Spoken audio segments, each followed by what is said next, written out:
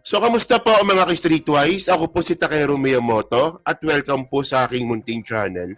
So, mga kababayan, kagabi po, meron na pong nasampulan. Meron na pong naaresto. Nasangkot dito sa flood control scandal. Bali, ito yung una sa mga aarestuhin kasi merong batch, di ba?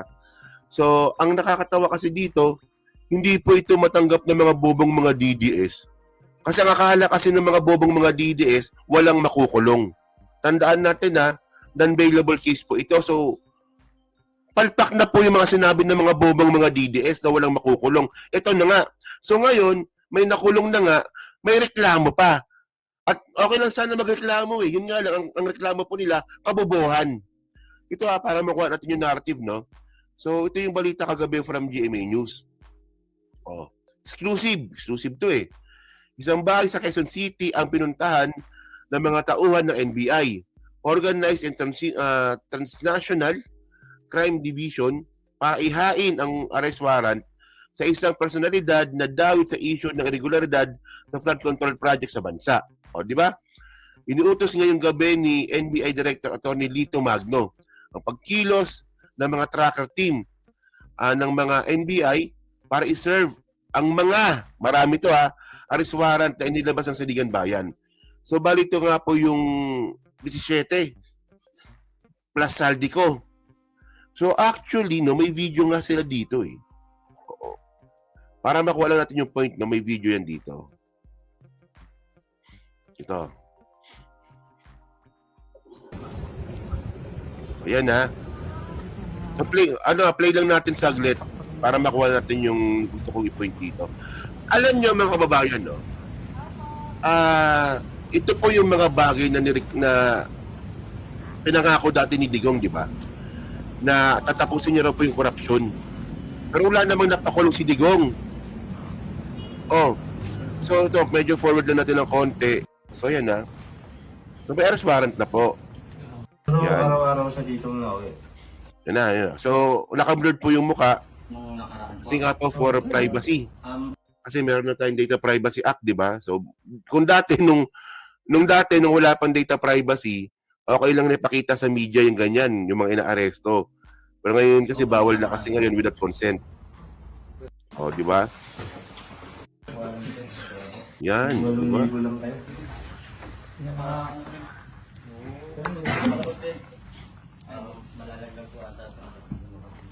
So at least you get the point mga kababayan. No? Meron na pong inaresto. At ako naniniwala po ako no, na first batch pa lang ito. Alam naman po natin first batch lang ito eh. Pero ang nakakatawa kasi dito, hindi po ito naintindihan ng mga bobong mga DDS.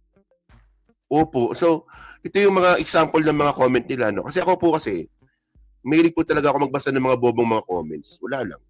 Trip ko yun eh. So, ito yung sabi ng iba, no? So, ito basahin lang natin itong mga ilan, no? So, sabi dito, no? Ito mukhang Bisaya eh, oh. Basta Bisaya talaga, DDS.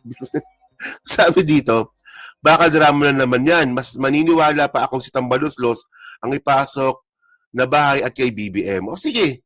O, baka may ebidensya ka. O di ikaw magdemanda. O, ayan ang pangit dito sa mga bobong mga DDS na to eh, no? Mga mukhang Bisaya na nga, mga bobo na papangit pa, di ba? Kasi the first place, mga kababayan, di ba? Una sa lahat, kasama na po sa mga posibleng kasuhan na nga si Martin Romualdez. So dati nung wala pang nakukulong, ang reklamo ninyo, ba't bakit walang nakukulong? In-explain natin maigi, no, na pinipilit natin na ang tawag dito due process. Di mo naman pwedeng ikulong yung mga yan nang walang due process, hindi po ito katulad mo kay Digong. Kapag trip niya ipakulong, papakulong niya na. O total, kung ikaw naniniwala naman pala kayong mga bobong mga DDS, no, na kasabwat si Martin Romualdez, di ilabas yung ebidensya ninyo, pakita nyo sa ICI. Mag-file kayo ng kaso. O, di ba? Actually, ganyan, di ba? May nahuli na nga, magrereklamo pa. Pag walang nahuli, magrereklamo. May nahuli, may rereklamo. Wala ka na paglagyan talaga, no? Basta pag bobo po talaga.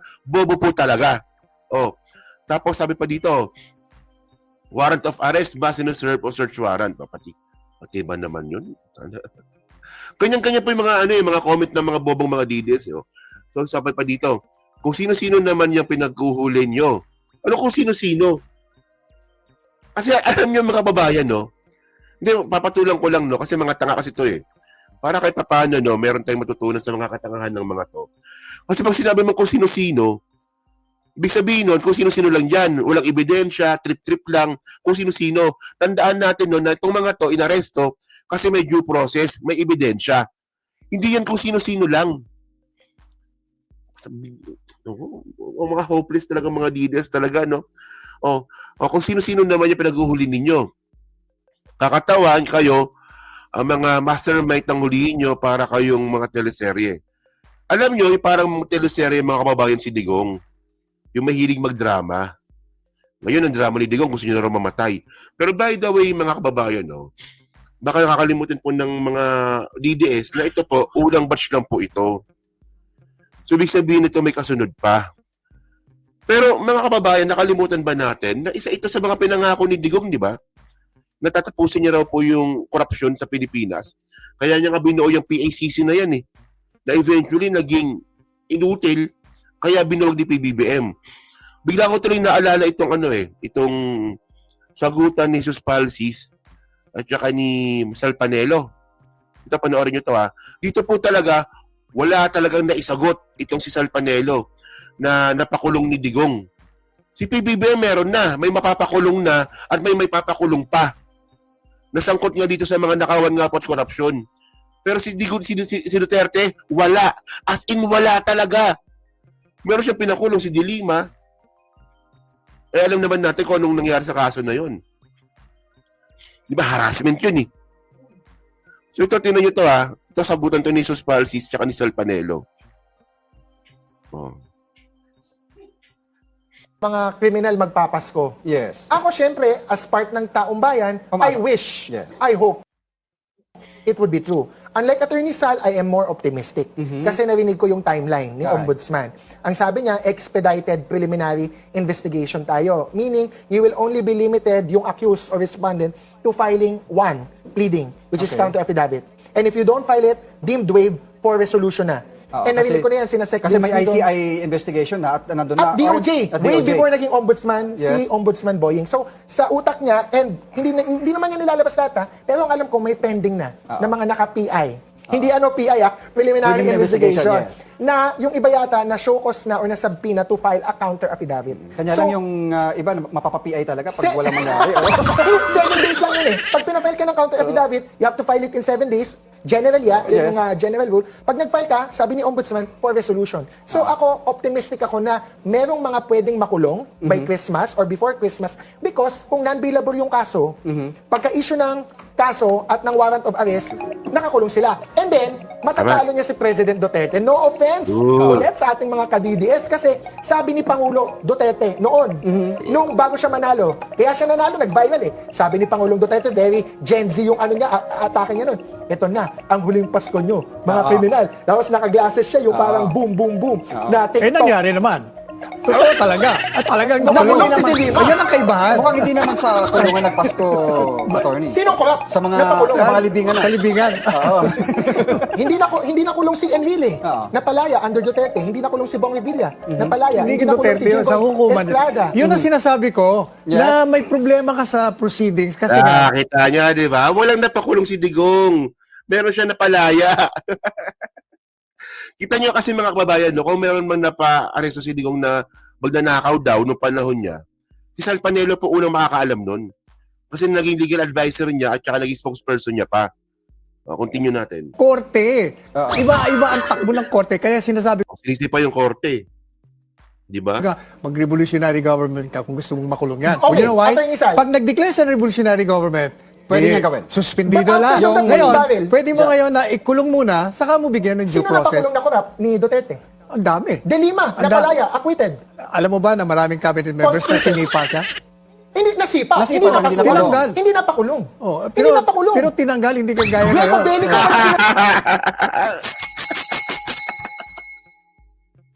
Pahiya si Sal Panelo eh. Kasuhan. Eric Yap nilalaglag na ni Manny Pacquiao. Kung Eric Yap, sinabi na ni Manny Pacquiao noon na rock netting involved. President Duterte said, Eric Yap, you're involved. Kasi Pero pinapakailaman hindi mo, nakasuhan. district engineer ha, itong pinag-uusapan natin ngayon, nasabi na yan ni President Duterte. Duterte, Eh, Wala alam mo, na ang napakulong. kagandahan kay Duterte, Sino napakulong? yung ano lang, may marinig lang na corrupt ka. Whiff Oo. of corruption. Oo, tatanggalin ka kagad. Wala na, anong ebidensya? Wala na yan, matagal pa yan eh. Pero- Bago ka makulong. Tanggal ka na, ayaw ko na sa'yo dahil dapat wala akong marinig. Pero yung sa'yo. pananagutan attorney, nawala na. Pero the fact that sinipa ka, napahiya ka sa palagay ko. Pero sana, Trabaho na ng iba yon. Yung mga gusto mo mag-file, kung meron ka ebidensya, file mo. Pero Attorney Sal, ang pangako ni President, huling Pasko nyo na to. Mga kriminal, wala siyang napakulong. Except Laila de Lima. Trillanes, sinubukan niya. Mali din. Sabi ng Supreme Court, mali ang pag-cancel ng amnesty. Walang Hindi napakulong natin na alam corrupt. yung mga ibang dinimanda ng DOJ, yung mga Hirap corrupt na hirap si Panelo, no? sa mga departamento. May maraming mga kaso Walang high na- profile. Attorney Sal. Wait, doesn't, Oh. regardless, whether high profile yan o hindi, basta may pinakulong ka na involved sa corruption, ganun din kung yun. may mapakulong si Parang BBM. magnanakaw ka ng 1 bilyon, nagnakaw ka ng piso, Correct. magnanakaw ka pa 1 billion or 1 trillion. Oh. Nakaw pa din yun. Paano pag may napakulong si BBM? Di natalo niya si Duterte. Kailan? Nasaan? Wala Paano nga nga pag may mapakulong? wala By pa December. nga. Kasi wala kang magbigay Kumusta sa ako sa'yo? answer. Wala Naka-low siyang profile. magpapakulong before December. Sige natin yan. Wala. yeah. Pero, meron nang nakakulong ngayon sa Senado. Pero, baka tayo ma-overrun by events. May makukulong kung may Wala, ano. Di ba, ayan na nga pa ba yung sinasabi ko sa inyo, eh. Di ba? Hindi ko po talaga makuha yung logic talaga ng mga bobong mga DDS na anti-corruption daw sila. Tapos ang gusto nilang ang gusto nilang tanggalin si Presidente Bongbong Marcos, tapos ipapalit nila si Sara, na yung tatay niya walang napakulong. Di ba? So baliktad po talaga utak ng mga bobong mga DDS. So ngayon mga kababayan, ang abangan na lang po natin dito yung second batch ng arrest warrant. So malamang ako naniniwala ako na baka may congressman na doon at posibleng may senador na rin po doon na maaresto sa second batch. Tandaan nyo first batch pa lang to. No? So ngayon may napakulong na si PBBM. No, malamang district engineers ata siguro to or kasi tatakip yung mukha, di ba? O baka parte ng SunWest. Importante may napakulong at may kasunod pa. Si Duterte talaga as in zero. Yung sinasabi ni Sal Panelo na hindi, meron siya mga tinanggal, meron napahiya. Mga kababayan, hindi po lahat ng mga tinanggal hindi po lahat ng mga tinanggal ni Duterte nasangkot po sa nakawan, hindi po na ay magnanakaw o korupsyon o nangungurakot. Kasi yung iba po dyan talaga, hindi niya lang talaga nakasundo. Kaya niya sinibak. Kasi ang point dito, kung talaga magnanakaw yung mga yan, dapat pinalan niya ng kaso. Pwede siya mag-file ng kaso dyan pero ba't hindi niya pinalan ng kaso? Diba? So yun mga kababayan, so kayo po, ano po masabi nyo nga po dito sa unang batch nga po na may naaresto na nga at may makukulong na. At ito po ay non-bailable case. So kayo ba, naniniwala ba kayo na ito na, nagsimula na. So, yung pinangako ni Duterte na last Christmas yun itong mga magnanakaw na to, ang nangyari po, kay PBBM pa nangyari. Di ba? So, ayun lang sa comment na po. Sa baba, binabasa ko pong lahat yun. At syempre, dyan po sa Team Replay. So, pa-like, pa-subscribe. Hindi naman kalabisan, pa-share na rin po ng video po na to. Okay? Yun, so, thank you mga ka-Streetwise. Kita na lang ulit tayo sa susunod na content. So, thank you, salamat, and bye-bye.